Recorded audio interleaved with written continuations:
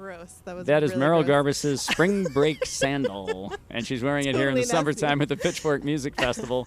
Hello, everyone. I'm Marty Leonard, live backstage at the Pitchfork Music Festival with Merrill Garbus of tUnE-yArDs, who just got off the stage a little while ago. What a set that was. Ah, thanks. It was what does tremendous. that mean? No, Okay, I good. mean, that's very positive. Good. It was really fun. Yeah. It was That's a very nice fun. little stage, tucked Yeah. behind the trees like that. Totally. It's funny that it's little, too, because that was a lot of people. Yeah. It was jammed. Yeah, it was great. It was jammed beautiful. back there. Yeah. Well, congratulations on everything, Hey, on your thanks. album Who Kill. Thanks. It's just really wonderful, and it was great to see you perform live, and to really rock it with the sax players too. They're good. They Yeah. bring the rock. Yeah. It's Well, let's good. talk a little bit about how you got here. Yes. The long Merrill Garbus story. To the It's- Heineken Lounge. Yeah, starting in Connecticut, going to Montreal, and Yep. ending up here at the Heineken Lounge. That's awesome. Yeah. Yeah, totally. Someone, we were talking about addresses that we've had on our driver's license and like how many I've had. I have an address from, I don't know, 5 years ago, and I've had 3 other addresses since then. So yeah, Wow.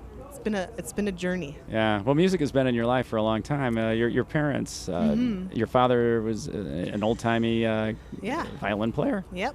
Wow.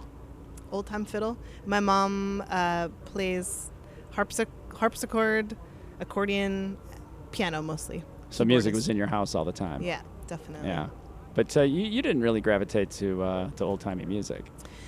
No, I did actually in high school. I tried it out for a bit. My dad bought me a fiddle when I graduated high school, and people talk about my influences, and a lot of it's, they hear the African influence or soul or something. Mhm. But I lately I've been hearing the old timey influence a lot too. These like drones and just really odd, harmonies that really are sort of haunting. So Yeah. I think I got a lot of that. Yeah. somewhere Now along the you line. lived in Montreal for a while. Were you doing music in Montreal?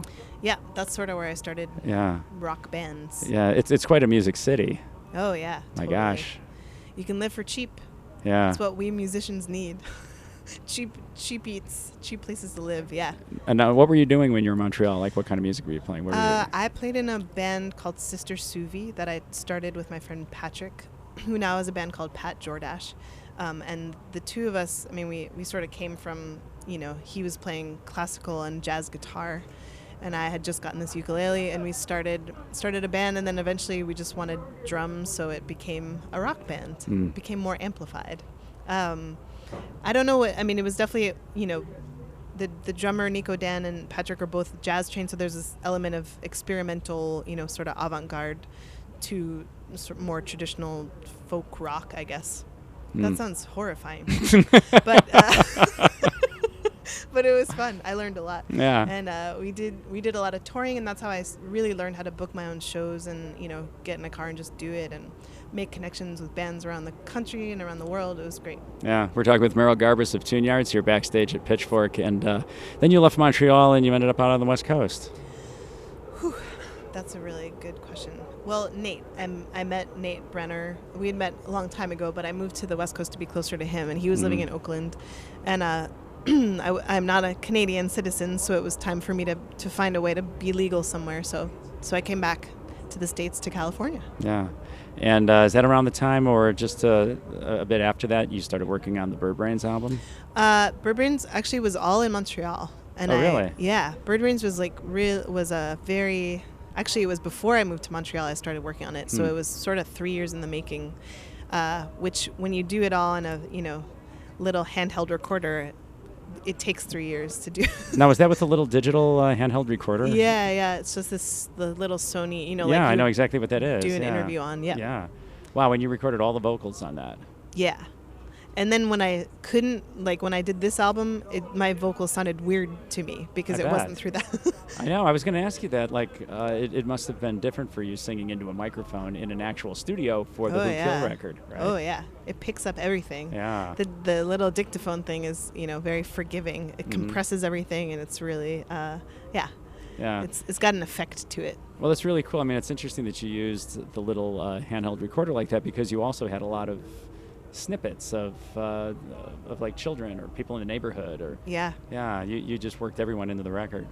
Yeah, it felt like a very honest way of recording. I think what I found frustrating being, in working with Sister Suvi, we were touring with other bands and really hearing a lot of the Montreal scene. And I think something that tended to frustrate me in listening to contemporary, indie rock music or whatever was that the albums felt very much like, we're in a studio creating this sort of fictional world. And I wanted for my music, it felt more appropriate to have a sort of, I know, some kind of honesty and groundedness. So it's funny when I heard Bird Brains the first time and I was listening to it and I'm like, wow, this is really a Wiggy record. This is really nutty. But now that I listen to Who Kill and I went back to Bird Brains yesterday, and it doesn't sound like that anymore. Now it makes it makes a little sense. It makes sense, right? And it's a perfect natural progression to go from that to where you are now, almost. Cool. That's and really you went into a studio, and obviously you worked with a lot more musicians this time. Yeah.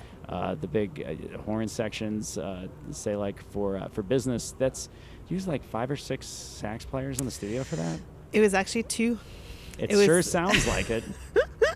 It was 2, and I was like, and now do another one. How about we try another layer?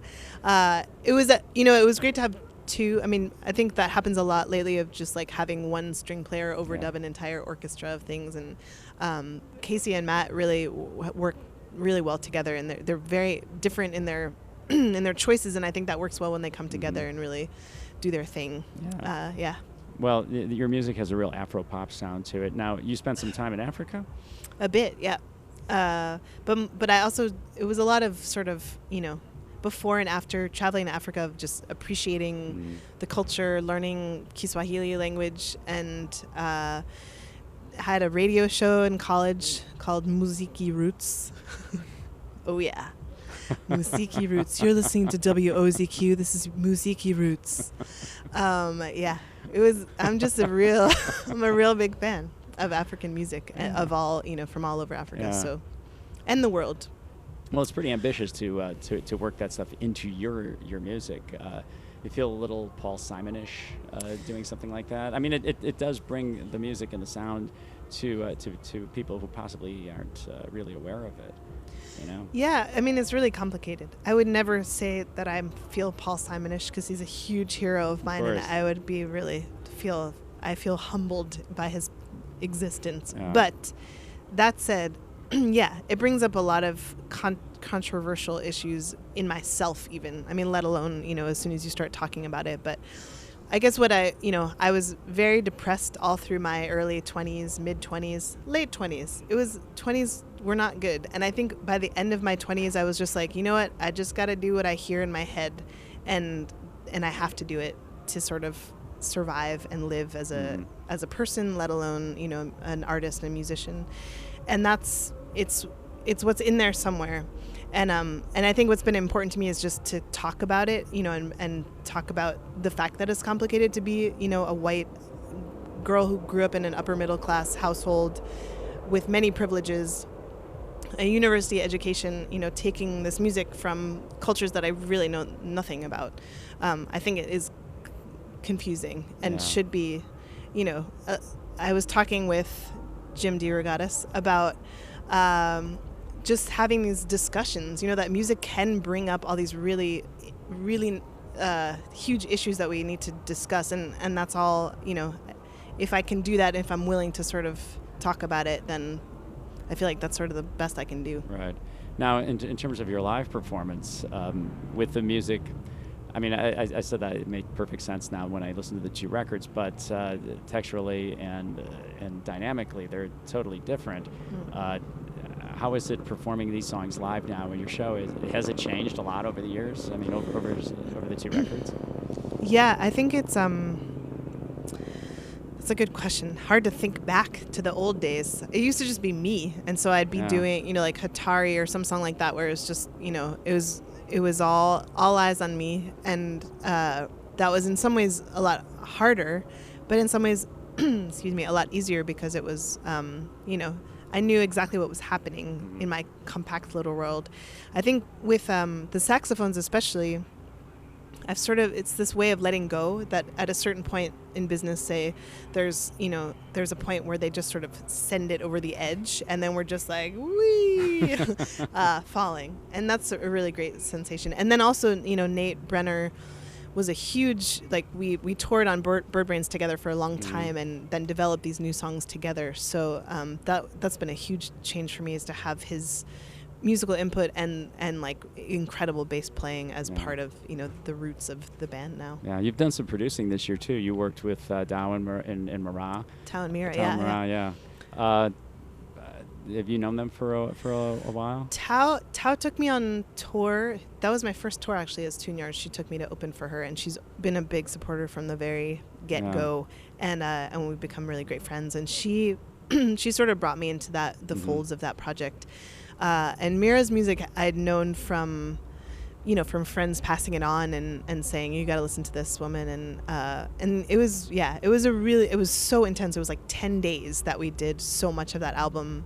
And I had just gotten back from tour, and I was a little bit like, oh my gosh, really? We're doing this now? And we all sort of took all of our resources together, and I'm really pleased with how it came out. It sounds like you brought your sound to their music. In a way. I tried, we wanted a little bit of both. I definitely wanted to not, I wanted to listen to what they wanted, and then sort of, emphasize, not even add my touch to it, but just say like, okay, well, this is how this can be sort of unified or rounded out, because the two of them have incredibly different styles too. So right. Yeah. Well, and I'm also happy that I brought it up, because you actually told me how to pronounce their names, and I've been mispronouncing them on the radio for a long time. Oh yeah. I was always Mara, but now it's Mira, so now that's fantastic. I hope it's right. Well, you never hear, sometimes you don't hear anyone. You never hear anyone pronounce a name. You have to go online to get the pronunciation so often. Totally. So luckily, tUnE-yArDs could be different. Yeah. tUnE-yArDs. tUnE-yArDs. When did you start with the uppercase, lowercase? It's really very beginning. Yeah. It was early MySpace years, and a girl had to have some way of being like, I'm not just a girl with a ukulele. Damn it, you have to press the shift key to listen to me. And I always do I start with a cap, and I messed that up too, but. Doesn't matter. I do it both ways too, just to confuse cool. people. That's good. Well, and Who Kill is all uppercase, so that's easy. It's all lowercase. Sorry, man. No, correcting you all over the place here. I will show you on your promotional material. Talk to those people. Oh no. Yes, it's all uppercase. It's a glitch. It's a glitch. Well, there are no glitches when you're on stage, that's for sure. And when you make records, and you are coming back to Chicago. Yeah. Soon. In November. November. Well, it's not that soon, but November. Yeah. November 10th and 11th, I believe, are the dates. Yeah. You're playing at Lincoln Hall. 2 nights. Yeah. Must have made it real big in Chicago. Yeah, they love you here. We love you here. I really we love it here. That Lincoln Hall show last time was unbelievable. It was one of the best, maybe ever, of all time. Well, they are a pair of XRT shows, so we're looking forward to seeing those shows. Thank you we'll be so there, much. Leading cheers. And thanks for playing it. You bet. It makes such a big difference to us. So it really makes the radio station sound better. It definitely does. Trust me on that. Aww. Not that the radio station always sounds good, but it's a nice addition. So anyway, yes, we have been backstage as I just cutting my own throat here on at 93xrt.com with Merrill Garbus of tUnE-yArDs. Thank you so much. Oh, thank you so much. Yeah, you bet. Great to meet you. Thanks. Sure. Talk to you later. Thurston Moore's coming up, by the way. Oh.